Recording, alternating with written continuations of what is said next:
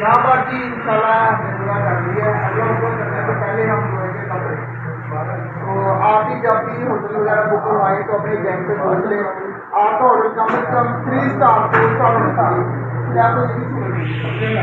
आपको हाथों से कपड़े नहीं धोने पड़ेंगे। आपके पास ये भी होगा, आपके पास स्पीकर भी होगा, कपड़े जबकि आपने इस तरह बच्चे की थोड़ी देर पूरी करनी है तो आपने क्या करना है?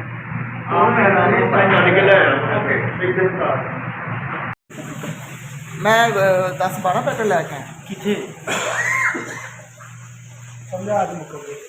हाजी साहिबान कपड़े धोते हुए।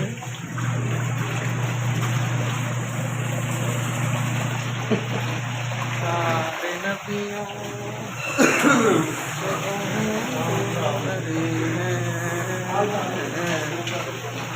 लेकिन आका का मन सब जुदा।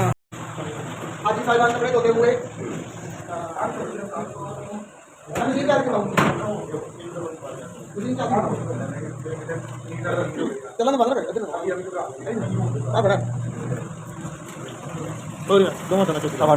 हाजी साहिबान कपड़े धोते हुए।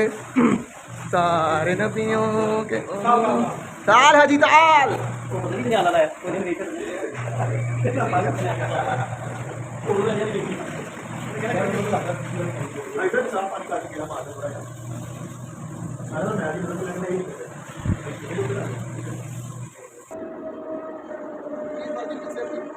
भाई